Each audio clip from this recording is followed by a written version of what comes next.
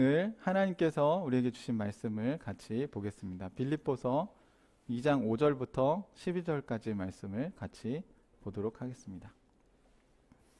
신약성경 빌립보서 2장 5절부터 11절까지 말씀을 우리 같이 나누도록 하겠습니다.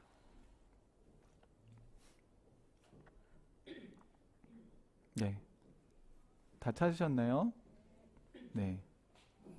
온라인으로 예배 드리신 분들도 같이 교독해 주시면 감사하겠습니다. 자, 5절, 빌립보서 2장 5절부터 11절까지 5절 제가 먼저 읽겠습니다. 여러분 안에 이 마음을 품으십시오. 그것은 곧 그리스도 예수의 마음이기도 합니다.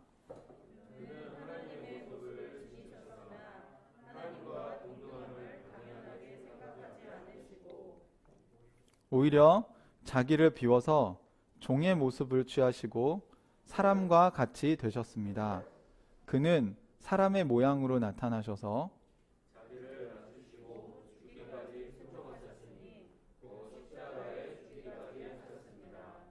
그러므로 하나님께서는 그를 지극히 높이시고 모든 이름 위에 뛰어난 이름을 그에게 주셨습니다.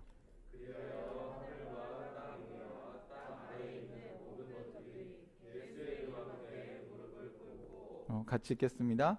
모두가 예수 그리스도는 주님이시라고 고백하여 하나님 아버지께 영광을 돌리게 하셨습니다. 아멘.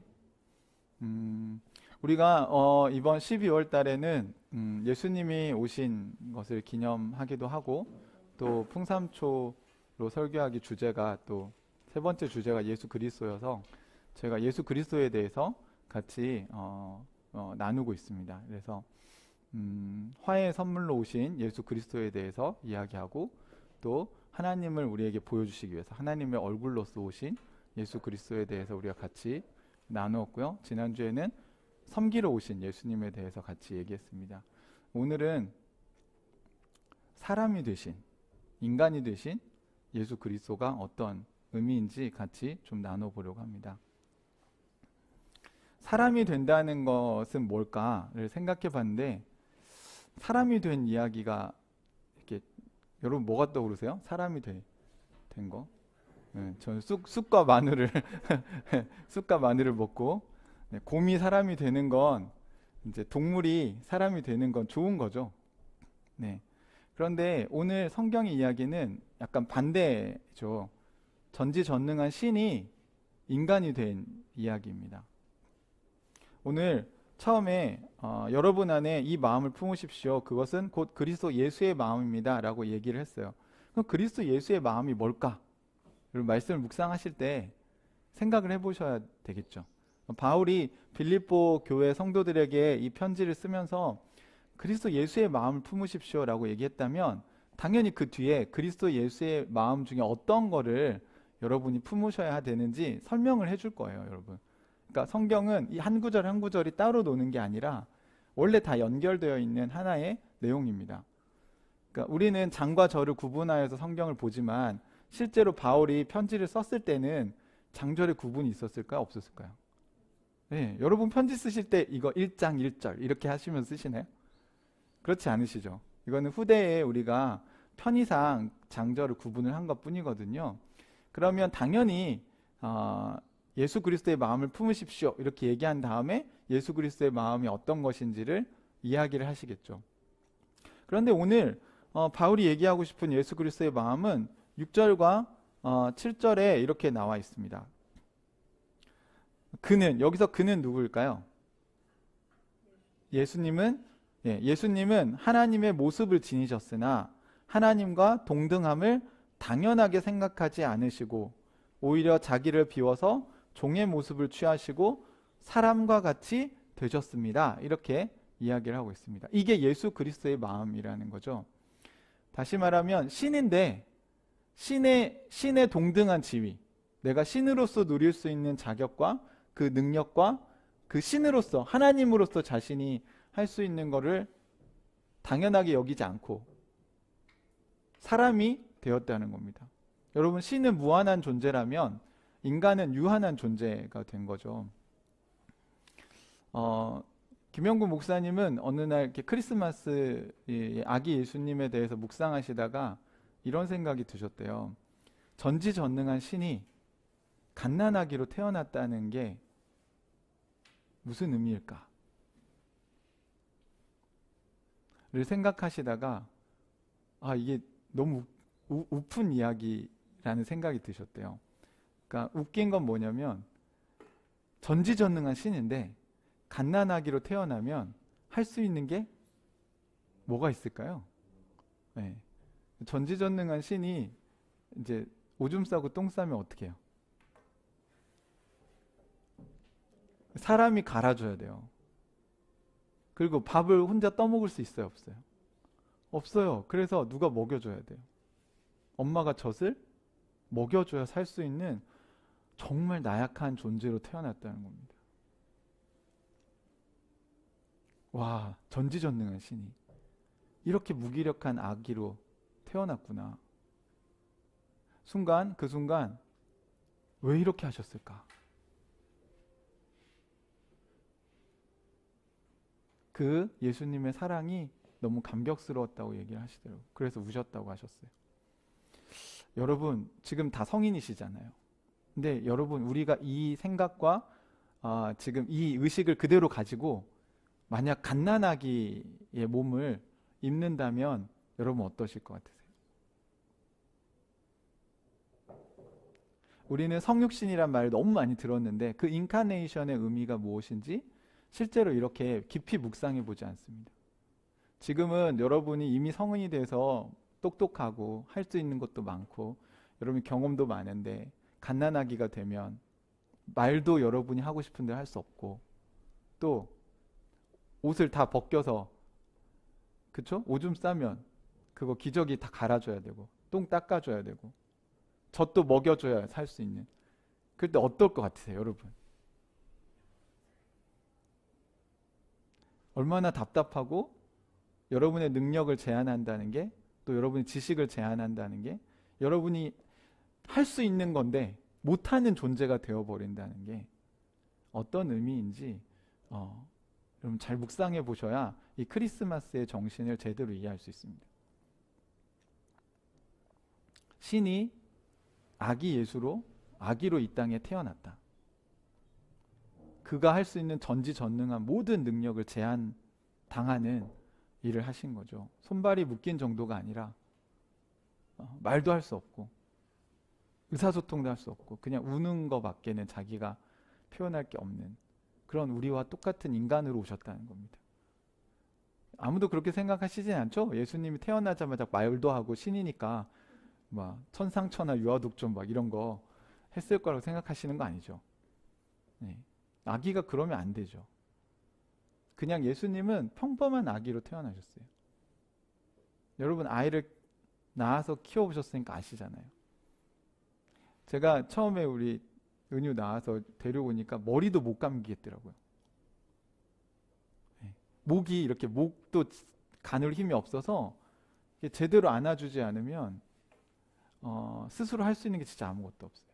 심지어는 우리 아시잖아요. 천으로 이렇게 아기를 잘 싸지 않으면 자기 팔다리에 놀라서 애가 잠을 깨기도 하고 그렇게 꽁꽁 싸매 놓으면 되게 힘들 것 같은데 오히려 엄마 뱃속에 있을 때처럼 안정감을 느끼게 해줘야 아이가 잘 잘 수 있다. 얼마나 모든 게 제한당하는 존재가 되어버렸습니까? 예수님은 왜 신이 그렇게 인간이 되는 그것도 아기가 되는 그걸 선택하셨을까? 이유가 뭘까요?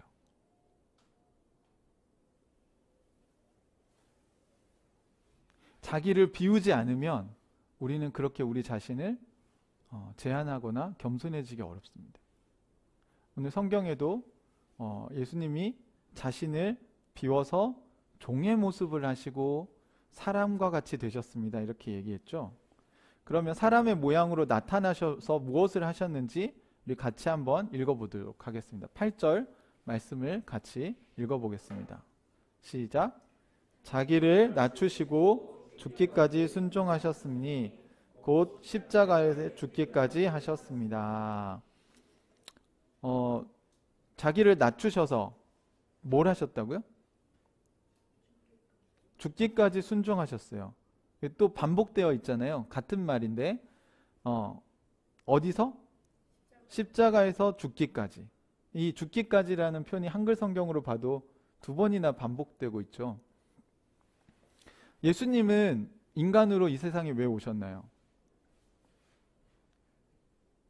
다른 말로 하면 하나님의 말씀에 순종하기 위해서 오셨어요. 그 낮아짐이 죽기까지. 그게 끝이잖아요, 여러분. 우리가 뭐 죽기까지 하면 그 다음 뭘 할 수 있습니까? 죽으면. 그 다음에 우리가 할 수 있는 게 없어요. 그러니까 우리가 정말 그 밑바닥까지 낮아지는 위치에 가는 것을 이야기합니다. 뭘 위해서요? 그냥 여러분 무조건 낮아지는 게 아니에요. 저 지난주 마음으로 그 나눔에서도 마음으로 드린 예배에서도 어떤 분이 이전에는 섬김이라고 하면 내가 어떤 사람에게든 뭔가 양보하고 낮아지고 뭔가 다 이야기 들어주고 이런 게 섬김이라고 생각을 했는데 예수님 보니까 그게 아니구나. 할 말 하고 오히려 잘못은 지적할 때도 있고 아까 호통치기도 하고 때로는 또 약하고 어린아이와 또 가난한 사람들에게는 한없이 낮아지시고 이것이 그 낮아짐의 비밀입니다. 그러니까 거기에는 사실 여러분 꼭 기억하셔야 될 게 순종이라는 전제가 있는 거예요. 누구에게 순종하는 걸까요? 하나님의 말씀에 순종하는 겁니다. 사람들에게 순종하는 게 아니에요, 여러분. 그러니까 여러분이 용서를 하는데 난 용서하기 싫다. 근데 왜 용서를 하냐? 그냥 하나님이 하라고 하시니까 하는 거예요. 선수가 자기는 공격을 하고 싶은데 감독이 수비를 하라고 하면 수비를 하려면 자기 마음을 낮아지게 해야 되겠죠. 그렇죠? 그러니까 감독에게 순종해서 수비를 하는 거예요. 근데 그 말을 안 들으면 어떻게 될까요? 감독이 수비를 하라고 들여보냈는데 공격을 막 해. 네. 그럼 몇 분 안에 교체. 여러분 우리가 순종해야 될 대상은 하나님입니다. 그러니까 하나님께서 여러분에게 호통을 치라고 하면 호통을 치는 것이 겸손이에요. 순종이고. 또 어떨 땐 하나님이 사랑하라고 하면 하기 싫지만 하나님이 하라고 한 사랑은 하는 것이 하나님께 대한 순종입니다. 그러려면 자신을 비워서 낮아져야 된다는 거죠. 예수님께서 인간이 되신 이유는 하나님의 말씀에 순종하기 위해서였다는 것입니다. 그러니까 그 하나님이 우리에게 무슨 이야기를 하시는지 여러분 잘 들으셔야 돼요. 여러분이 알고 있는 몇 개의 성경 구절을 가지고 거기에만 순종하려고 하니까 여러분 되게 힘든 거예요. 예를 들어서 성경은 66권이란 창세기부터 요한계시록까지 정말 수많은 내용을 주셨잖아요. 다 상황이 다 다르죠. 등장인물의 배경이 다르죠. 그죠? 거의 한 40여 명의 저자들이 등장을 해서 거의 한 1500년 가까이 되는 시간 동안 이 성경이 기록됐거든요. 시대와 문화와 그리고 성별과 나이와 여기 수많은 사람들이 등장을 합니다. 특히 복음서를 보면 예수님을 만나는 다양한 사람들이 나와요. 병자가 다 똑같은 게 아니에요. 귀신 들린 사람들이 다 똑같은 게 아닙니다. 치유하는 방식이 다 똑같지 않아요. 또 성전에서 예수님이 가르치는 말씀도 또 여러 가지가 있어요. 또 대상이 똑같지 않아요. 어떨 때는 바리새인 율법학자 또는 사두개인 이런 사람들과 얘기하시고 어떨 때는 제자들, 어떨 때는 무리들, 어떤 때는 아픈 사람. 예수님이 상대하는 대상이 다 다릅니다. 그러면 여러분 우리가 말씀을 순종할 때 여러분의 삶이 이렇게 단순하지 않잖아요. 얼마나 복잡합니까? 여러분의 컨텍스트가 다 다른데 상황이 다 다른데 말씀 하나 가지고 서로 사랑해야지. 사랑을 어떻게 할 거냐고요. 어떤 게 사랑이냐는 거예요. 때로는 여러분의 아이를 혼내는 게 사랑일 수 있죠. 때로는 여러분의 아이를 안아주는 게 사랑일 수 있어요. 그거를 상황에 따라서 우리가 하나님께서 이미 우리에게 정말 많은 매뉴얼을 여기 주셨는데 그 말씀을 우리가 많이 알아야 풍성한 삶을 누릴 수 있다는 겁니다. 하나님의 말씀에 순종해야죠. 맞아요. 그건 대원칙이에요. 대원칙. 그러면 하나님 말씀에 우리가 순종하려면 여러분이 직장에서 어떤 일을 겪고 있을 때 그럼 하나님께 순종한다는 게 뭘까 여기서? 내가 직장에서 잘리는 한이 있어도 옳은 소리를 하는 게 하나님께 대한 순종인가? 아니면 지금은 하나님이 나한테 좀 참아라. 좀 기다려봐. 내가 일하고 있어. 라고 얘기하시면 그건 기다리고 참는 게 또 순종이죠. 누가 얘기 안 하고 싶겠어요. 정의에 불타서 얘기할 수 있죠. 하지만 여러분 인내하라고 얘기하시면 인내하는 게 순종입니다. 우리가 섣불리 봉기를 해서 하나님의 일을 그르칠 수도 있어요. 그렇죠?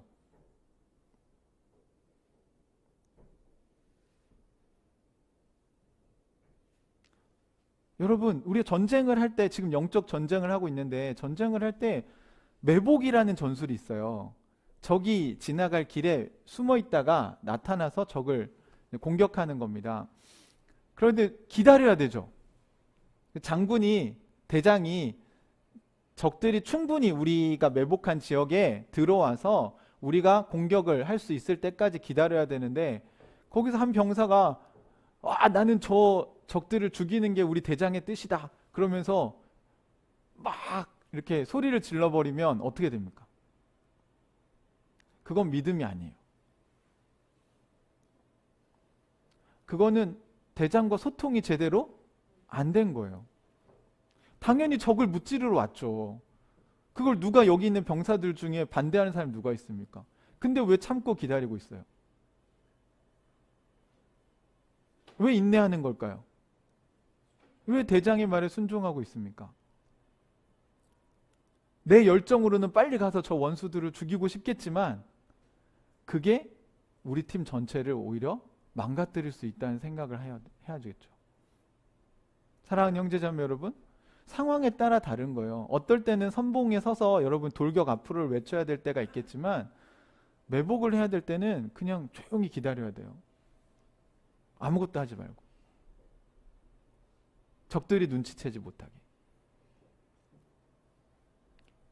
전쟁을 할 때도 이렇게 상황에 따라서 전략과 전술이 바뀌는데 여러분의 인생을 살면서 여러분이 하나님의 말씀 몇 개 아는 걸로 인생을 우리가 하나님의 뜻대로 잘 살 수 있을 거라 생각하시면 큰 오산이죠. 그러면 성경을 뭐하러 이렇게 많이 주셨어요? 네. 그냥 뭐 누가복음, 요한복음, 누가복음 이런 거 몇 구절만 주시고 나머지 그냥 알아서 해 이렇게 하시지. 창세기부터 계시록까지 이렇게 쓰실 필요가 없죠. 요나서 이런 거 우리가 언제 물고기 뱃속에 들어가겠습니까? 왜 쓰셨어 그런 걸?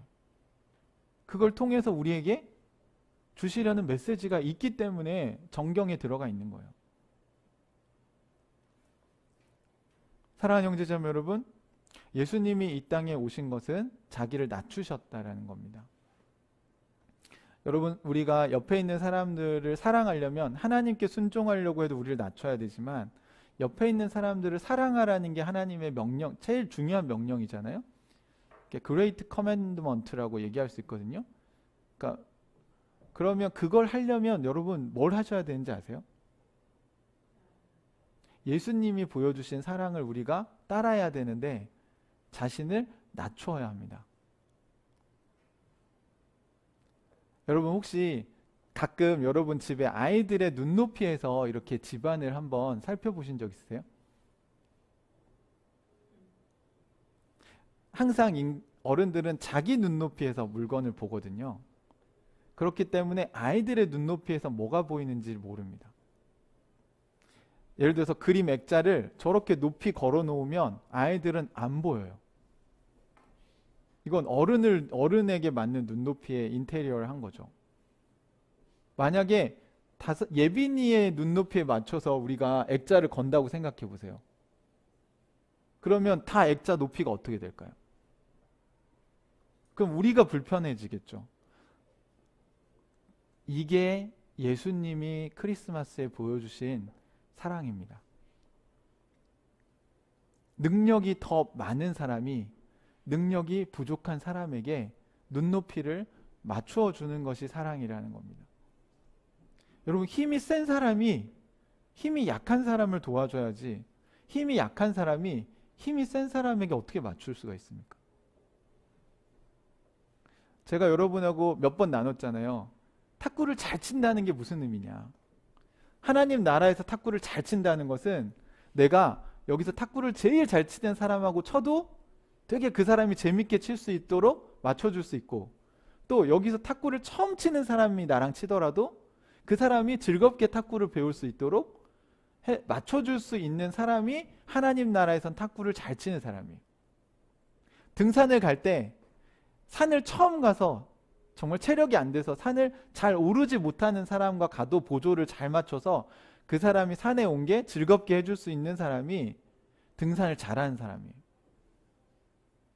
근데 세상은 그게 아니에요. 야, 내가 여기서 탁구 치면 우리 교회 사람들 다 이겨. 이게 잘 치는 거고, 등산할 때 야, 다른 사람들 2시간, 3시간 걸리는 거 난 1시간이면 올라가. 이런 게 등산을 잘하는 거죠. 이게 세상 나라의 방식이에요. 하나님 나라는 그거 인정 안 해줘요. 죄송하지만 하나님 그 관심이 없어요. 여러분이 1시간 만에 산을 오르든 탁구를 여기서 이 뭐 금메달을 따든 그거 관심 없어요. 주님이 보시는 건 뭐예요? 예수님처럼 인카네이션, 성육신 하신 예수님처럼 자신의 능력이 훨씬 더 많지만 그걸 제한하고 자기보다 못한 사람과도 눈높이를 맞춰서 즐겁게 놀 수 있는가? 함께 더불어 살아갈 수 있는가? 서로 사랑하려고 할 때 어떤 사람이 먼저 사랑을 해야 될 것인가?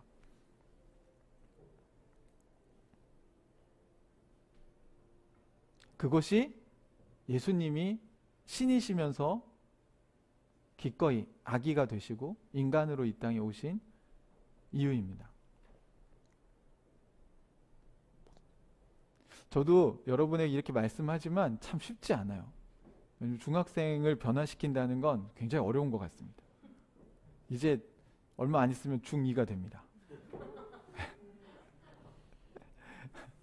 네, 어떤 목사님이 저희 딸이 이제 곧 중2가 됩니다 이랬더니, 목사님 딸이 중2 된다고요? 이렇게 얘기를 하시더라고요.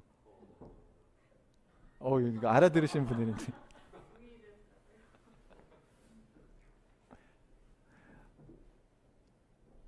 저도 오늘 말씀을 준비하면서 은유의 눈높이에 맞춰서 내가 세상을 바라본다면 어떻게 봐야 될까?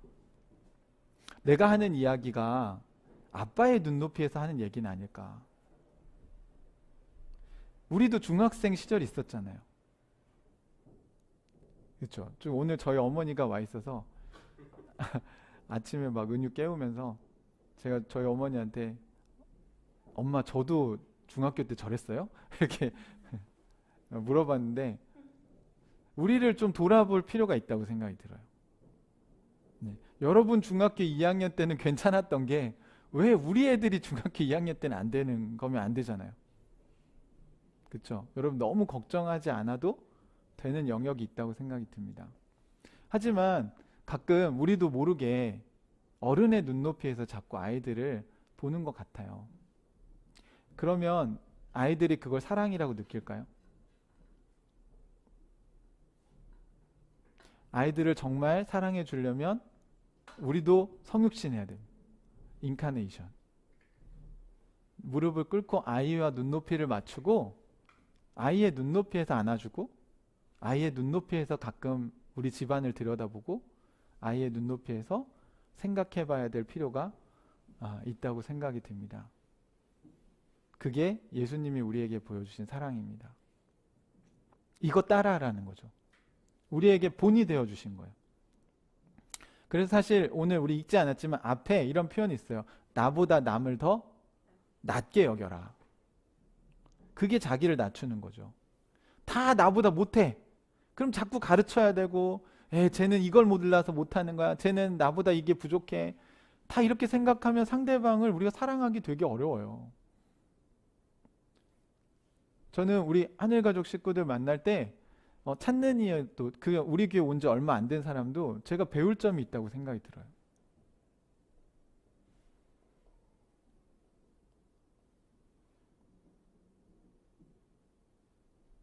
하나님의 뜻을 따르는 걸 방해하지만 않는다면 저는 배울 점이 많다고 생각이 듭니다. 오히려 또 그 은사와 다양한 재능들이 함께 합쳐질 때 정말 큰 시너지가 날 거라고 생각이 들어요.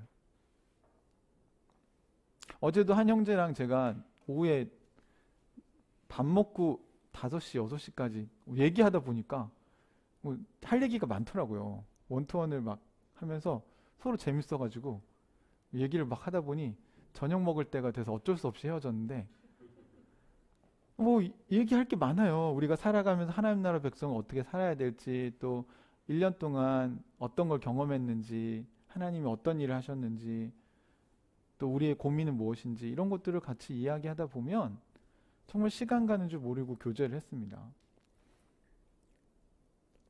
여러분, 우리가 이렇게 만나면 교제, 얘기해 나눌 게 많아요, 여러분. 그 어떨 때요? 나보다 남을 더 낫다고 여길 때, 저도 그 형제에게 배울 게 있다고 생각했기 때문에 들을 얘기가 많은 거예요.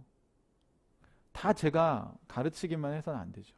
그 형제도 저에게 들을 이야기가 있다고 생각을 하니까 저를 만나서 서로 같이 그 존중해 줄 때 그 대화가 얼마나 즐겁고 유쾌하고 행복한 시간이 되겠습니까? 사랑하는 형제자매 여러분, 크리스마스를 지나면서 또 우리가 올 한 해를 마무리하면서 예수님의 마음을 우리가 품었으면 좋겠습니다. 네, 이게 쉽진 않아요, 여러분. 우리의 본능이, 우리의 눈높이는 항상 우리 수준에 있어요. 근데 우리가 기도하거나 말씀을 묵상하면서 사실 그거를 다시 하나님의 관점으로 바꿔보는 것입니다.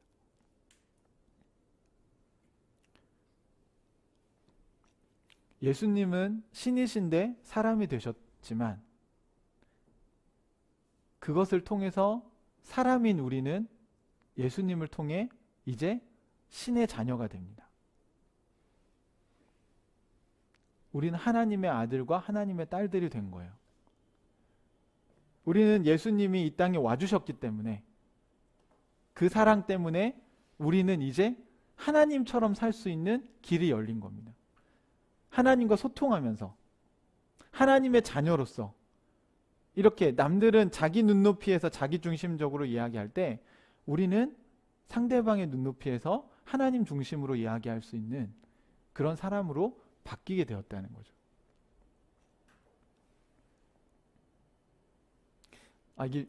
이게 여러분이 가끔 혹시 이런 얘기 안 하세요? 엄마, 아빠, 너 내 자식 아니야! 이렇게 얘기할 때 왜 내 자식 아니라고 얘기하죠? 어떨 때 그러세요? 엄마, 아빠 말 안 들어서 그런 거잖아요. 엄마, 아빠 말을 잘 들으면 내 자식이죠. 우리가 왜 하나님의 자녀입니까? 하나님 말씀을 잘 들으면 하나님이 어이구 내 자식 이렇게 하는 거고, 하나님 말씀을 계속 안 들으면 나중에는 성령을 회방하는 수준에 가면 내 자식이 아니죠. 근데 물론 우리가 자식을 그렇게 쉽게 포기하지는 않지 않습니까? 그런 것처럼 하나님이 계속 우리에게 이야기하십니다, 여러분. 예배를 통해서도 이야기하시고, 뭐 또 성경을 통해서도 이야기하시고, 찬양을 통해서도 얘기하시고, 옆에 있는 사람을 통해서도 이야기하시고, 심지어 돌들을 들어서라도 얘기하실 수 있는 게 하나님이세요. 그럴 때 빨리 그걸 깨닫고, 아, 이게 하나님의 뜻이 이건데 내가 지금 이렇게 살고 있구나. 여러분의 애들이 엄마 아빠의 마음을 읽고, 아, 아빠가 원하는 게 이런 건데, 엄마가 원하는 게 이런 건데 해서 행동해 주면 어때요? 기쁘죠? 그죠? 내 자식 같죠? 여러분 하나님도 마찬가지예요. 우리가 하나님의 마음을, 맞아, 하나님 이런 걸 기뻐하시지. 그 중에 하나를 오늘 여러분에게 말씀드리는 거예요. 예수님이 인간이 되셔서 우리를 사랑하신 것처럼 우리도 우리의 능력을 자랑하기보단 나보다 남을 낮게 여기고, 우리 아이들에게 또는 남편과 아내를 대할 때 자꾸 눈높이를 내 입장이 아니라 상대방의 입장에서 생각해 보자는 거예요. 이해해 보자는 거고 공감해 보자는 겁니다. 그러면 부부싸움도 줄어들 거고요. 여러분이 사는 삶이, 일상이 하나님 나라가 될 겁니다. 아이들의 눈높이에서 여러분이 사랑하신다면 아이들이 지금보다 훨씬 더 여러분을 존경하고 따르게 될 것입니다. 저도 그렇게 살려고 함께 노력하자는 거예요. 그런데 놀라운 일이 있습니다. 여기 예수님이 십자가에 죽기까지 하셨는데 9절에 보면 하나님께서는 그것을 어떻게 평가하셨는지 얘기가 나와요. 같이 한번 읽어볼까요? 시작. 그러므로 하나님께서는 그를 지극히 높이시고 모든 이름 위에 뛰어난 이름을 그에게 주셨습니다. 그리하여 하늘과 땅 위와 땅 아래에 있는 모든 것들이 예수의 이름 앞에 무릎을 꿇고 모두가 예수 그리스도는 주님이시라고 고백하여 하나님 아버지께 영광을 돌리게 하셨습니다. 이렇게 이야기하고 있습니다.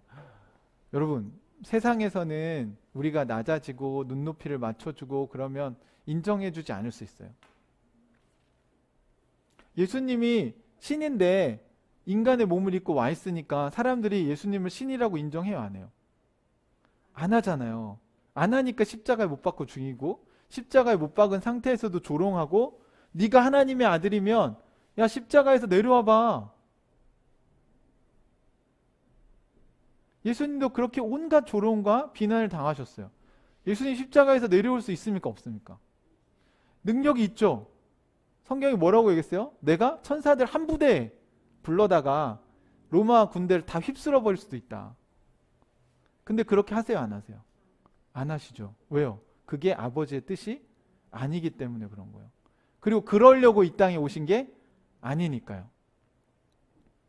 자기 힘을 과시하고 자기 능력을 과시하려고 이 땅에 오신 게 아니기 때문입니다. 여러분이 그리스도인이 된 것은 여러분이 얼마나 잘났는지를 과시하려고 그리스도인이 된 게 아니에요. 여러분이 교회에서 한 몸을 이루려고 하는 것은 내가 얼마나 뛰어나고 내가 얼마나 힘이 세고 내가 얼마나 뭐가 많은지를 자랑하려고 여기에 오신 게 아닙니다, 여러분. 우리는 예수 그리스도의 정신을 따르기로 결심한 사람들의 모임입니다. 그게 없으면 그건 교회가 아니에요. 우리가 왜 함께 모여서 즐겁게 교제하고 우리가 왜 함께 서로의 삶을 나누려고 애를 쓰고 함께 모이기를 힘씁니까? 서로를 더 알기 위해서, 서로를 더 사랑하기 위해서, 서로와 더 예수님의 말씀을 따라 사는 삶을 함께 하기 위해서.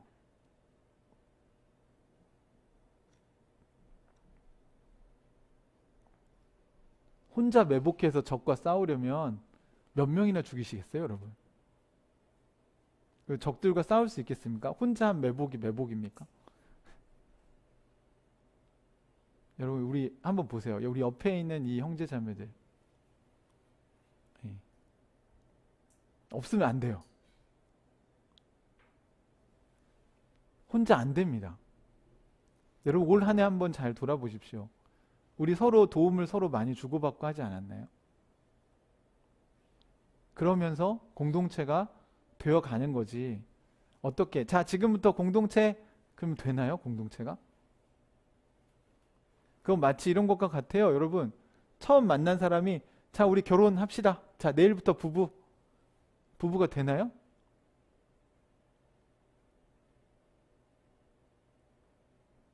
저기 들어보니까 10년 지금 뭐 10년, 20년까지 사신 분들은 없죠.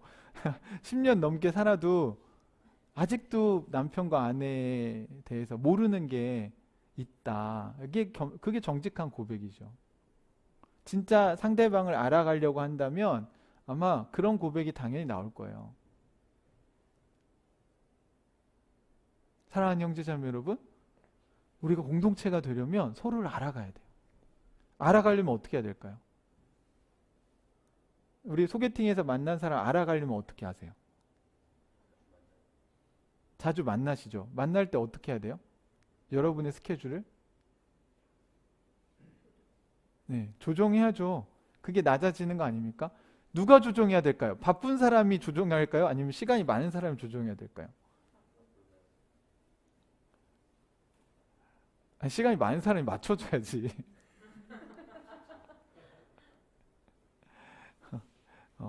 제 의미가 잘 전달이 안 됐군요.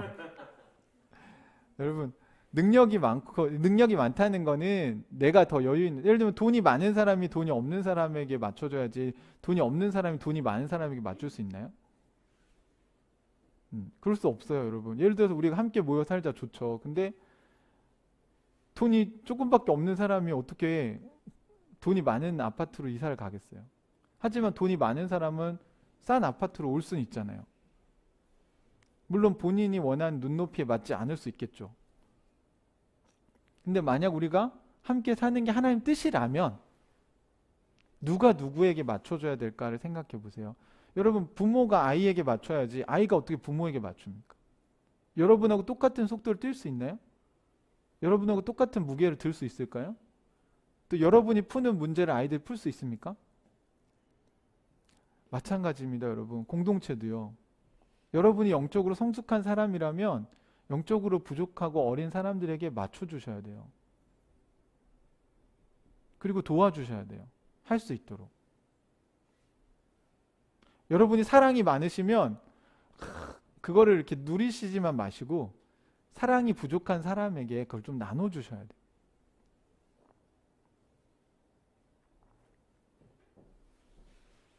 그러면 하나님 어떻게 하신다고요?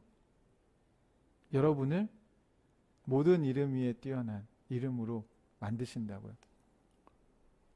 내가 뛰어난 이름이 되려고 애를 쓰면, 내가 위대한 사람이 되려고 애를 쓰면 안 되는 게 하나님 나라인데, 그냥 내 것을 나누고 하나님께 순종하면서 낮은 마음으로 하나님이 이거 하라고 하면 그거 하시고, 하나님이 또 누리라고 하면 좀 잘 누리시고,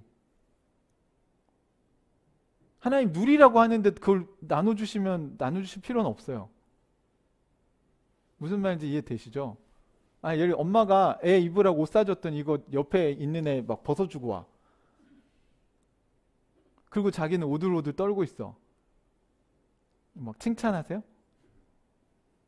그거는 네가 입고 이제 애가 만약 필요하다고 하면 엄마가 또 사줄게. 이건 나눠. 엄마가 이건 나누라고 주는 거는 나누는 거고, 본인이 해야 될 건 또 본인이 잘 누리는 것도 필요한 거죠. 이 균형을 잘 맞추는 게 필요하다는 겁니다. 저도 은유한테 초등학교 때 준비물 챙겨줄 때 집에 크레파스가 2개 있으면 하나 가져가서 혹시 준비물 못 가져온 애 줘라. 우리 집에 2개니까 그냥 줘라. 이거 빌려주는 게 아니라. 그러니까 이렇게 해서 집에 굳이 크레파스를 막 10개씩 쌓아놓고 살 필요는 없잖아요.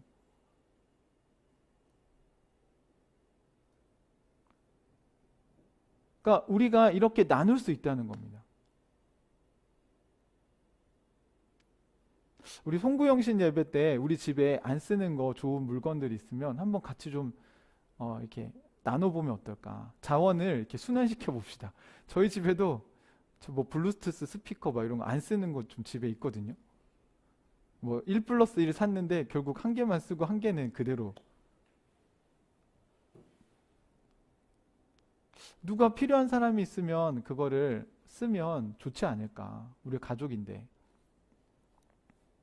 이런 생각을 해봐요. 집에 있으니까 공간만 차지하고 서로 윈윈하는 길인 것 같습니다.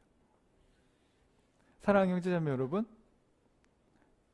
예수님의 마음을 우리가 품으면 예수님처럼 우리도 하나님께서 높여주실 것입니다. 마지막 날에 여러분, 의의 면류관이 사람이라고 제가 말씀드렸잖아요. 바울은 너희가 나의 의의 면류관이다 이렇게 얘기했어요. 예수님을 높이셨다는 게 뭘까? 이 부분을 묵상해 보면서 마지막 날에 일어나는 것과 같구나. 이게 제가 죽어서 하나님 나라에 가면 제일 첫 번째 원했던 건, 예전엔 그게 두려웠어요. 마태복음을 보면서 주여 주여 하는 자마다 다 천국에 들어오지 못한다고 했는데, 나 죽었는데, 나 하나님 주님의 이름으로 이렇게 열심히 살았는데 모른다고 하면 이거 되게 심각한데?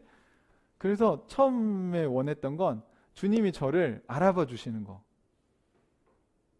잘 왔다. 이렇게 맞아, 너 되게 고생했지. 이 땅에 살면서 하나님 나라 백성으로 사느라고. 근데 이거는 이제 해결이 됐어요. 왜냐하면 지금 하나님과 소통하고 있기 때문에 모른다고 하면 그분이 나쁜 분이죠. 그러잖아요. 아니 저랑 여러분 아는 사이인데 제가 여러분이 우리 집에 왔는데 내가 경민아 널 도무지 알지 못하는 자요. 슬피 울며 이를 갈미 있으리라. 이렇게 하고 문을 안 열어주면 누가 나쁜 거예요? 제가 거짓말하는 거잖아요. 그러니까 하나님 그러실 분이 아니라는 거죠. 근데 저랑 한 번도 만난 적이 없는 사람이 저희 집에 와서 누르면 당연히 제가 열어주겠습니까? 당연히 안 열어주죠. 모르는 사람인데. 근데 두 번째는 이 의의 면류관에 관련된 거였어요. 바울은 면류관을 받을 거다 이런 얘기를 하잖아요. 그럼 여러분 면류관이 뭘까? 여러분이 죽으면 어떤 면류관이 기다리고 있을까? 금은동? 막 전도 열심히 하고 하나님 일 많이 한 사람 금면류관, 그 다음에 은면류관, 좀 못해 동면류관, 그 다음 지푸라기 뭐 이렇게 뭐 차등으로 지급할 것 같으세요? 그게 의미가 없어요, 여러분. 천국에선 금이 필요 없어요. 그건 이제 설명을 하려고 하는 거예요. 면류관이라는 게 뭘까? 그거는 올림픽에서 금메달 딴 사람들에게 원래 이렇게 씌워주던 거잖아요. 경주를 마친 사람에게 이게 씌워주는 것입니다. 그런데 성경을 보니까 바울이 너희가 나의 의의 면류관이다 이렇게 얘기했어요. 그리고 나서 성경을 보니까 마지막 날에 우리가 하나님 앞에 가면 하나님 우리에게 이렇게 물어보실 거예요. 그 복음서에 예수님이 비유를 드신 것처럼 이 땅에서 너희 뭐 했니? 너 어떻게 살았니? 이렇게 물어보면 여러분 무슨 얘기 하실 거예요? 제가 개척교회도 했고요. 제가 풍삼초를 몇 명 했고요. 풍삼기를 몇 명 했고요. 제가 이렇게 얘기할까요? 네. 거기 보면 양과 염소의 비유가 나오는데 양의 편에 선 사람들은 다 어떤 얘기 하냐면 하나님 제가 이 세상에 살면서 별로 한 게 없습니다. 제가 주님께서 시키신 걸 뭐 했지만 그것도 사실 뭐 완벽하게 순종하지도 못했습니다. 제가 참 되게 부족한 사람입니다. 무익한 종입니다. 라고 얘기하니까 도리어 예수님이 그 사람들에게 뭐라고 얘기하냐면 아니야, 넌 내가 가난할 때 나를 먹이고 헐벗었을 때 입히고 내가 힘들 때 날 도와줬어. 그 사람들이 깜짝 놀라가지고 아니 제가 언제 예수님을 도와줬습니까? 저희는 예수님 도와드린 적이 없어요. 근데 너희 중에 낮은 자들, 지극히 작은 자들에게 한 게 곧 나에게 한 거다. 이렇게 얘기하시죠. 근데 반대편에 염소의 편에 선 사람들은 예수님이 이 땅에서 뭐 했니? 이렇게 물어보니까 그 사람들은 제가요 이 가난한 사람도 도와줬고요 막 뭐도 도와줬고요 이런 것도 했고요 저런 것도 했고요 막 얘기해요. 그런데 그 예수님 뭐라고 얘기하시냐면 나 너희를 도무지 알지 못하다. 너희가 언제 나를 도와줬냐?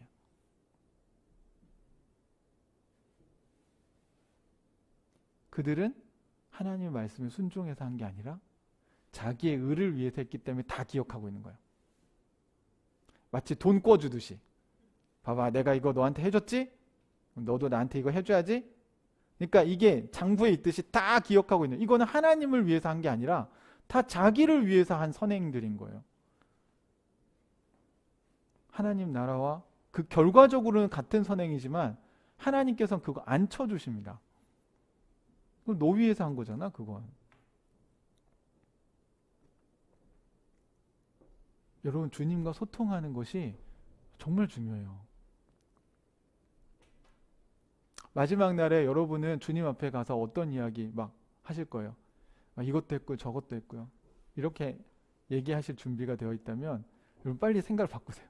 우리는 하나님께서 우리에게 주신 사랑에 비하면 사실 예수님을 죽이시기까지 우리를 사랑하신 거를 생각하면 그냥 우리가 하는 거는 사실 그렇게 뭐 엄청난 일을 우리 할 수도 없을 뿐만 아니라 참 많이 부족합니다. 그런데 제가 주님 앞에서 주님 저는 무익한 종입니다 라고 얘기할 때 갑자기 그 천국에 와 있는 사람들 중에 사람들이 와서 예수님 사실 목사님 아니었으면 제가 여기 오지 못했습니다. 제가 양원기 목사님 만나지 않았으면 저희 가정이 어떻게 됐을지 몰라요. 제가 양원기 목사님과 그때 풍삼초를 안 했다면 제가 하나님 나라를 알지 못했을 것입니다.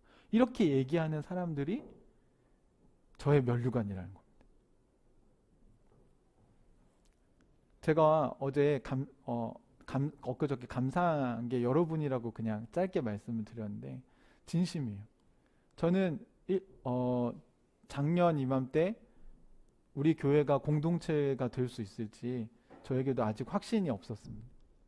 그런데 올 1년이 지나면서 성탄 예배 또 이렇게 우리 같이 예배드리는 우리 하늘가족 성도들을 보면서 이제는 하나님이 여러분을 저에게 주신 선물이라는 걸 알게 됐어요. 제가 여러분에게 선물이 되었다면 좋겠습니다. 여러분도 저에게 선물이고 의의 면류관은 우리 서로 하는 겁니다. 여러분만 저의 의의 면류관이 아니라 저도 여러분의 의의 면류관입니다. 제가 영화가 없었으면 제가 어떻게 예배를 드릴 수 있었을까? 지훈 형제 없었으면 누가 영상을 담당해 줬겠어요? 여기 있는 한 사람 한 사람들이 저랑 풍삼초척길 같이 공부해 주지 않았다면 저도 여러분과 함께 하면서 깨달은 많은 은혜들을 저도 깨닫지 못했을 것입니다. 여러분도 제가 여러분의 의의 면류관이기도 합니다. 나중에 우리 거기서 다 만날 거잖아요. 그렇죠? 그러면 우리 같이 환영 안 할 건가요? 은홍아 왔구나. 그래서 예수님 앞에서 은홍이에 대한 얘기를 제가 해줄 때 그게 은홍이의 의의 면류관이 된다는 거예요.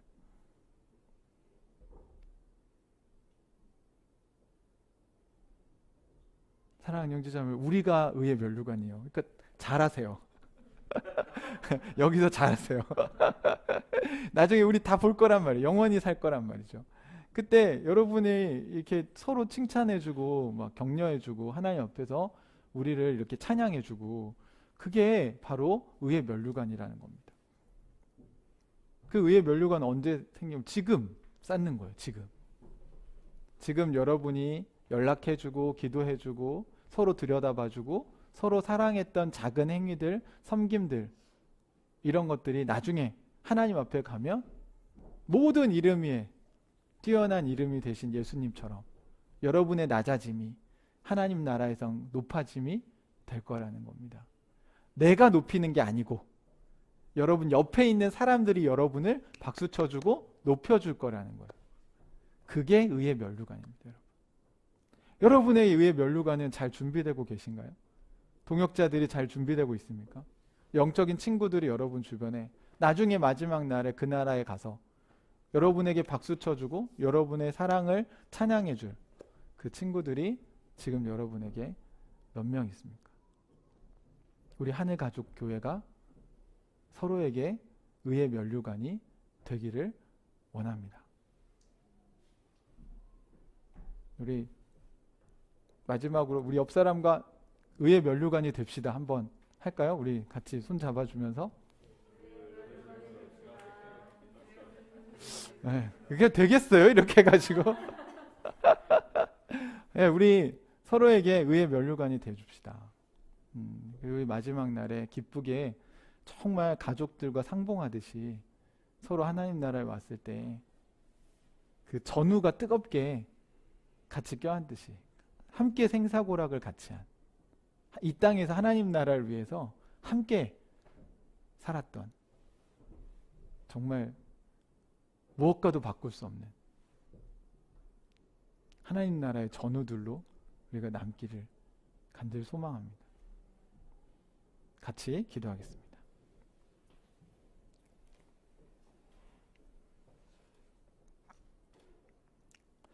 예수님이 아무것도 할 수 없는 아기가 되셨던 것은 자신의 능력을 제한하신 것은 우리를 사랑하셔서입니다. 믿으십니까? 우리는 그 사랑을 꼭 기억해야 합니다. 그래서 우리가 다른 사람 위에 서기보다 다른 사람, 우리도 예수님처럼 눈높이를 낮추고 하나님의 관점에서 순종하고 사랑하는 법을 배워나가겠다고 같이 기도했으면 좋겠습니다. 그리고 우리 하늘가족교회 형제자매들이 서로의 의의 면류관으로 우리가 올 한 해도 이렇게 살았던 것처럼 내년에도 새해에도 우리 그렇게 살아가기를 같이 축복하고 응원하고 서로를 위해서 기도해 줬으면 좋겠습니다. 우리 자신과 교회를 위해서 같이 기도하겠습니다. 같이 기도합시다.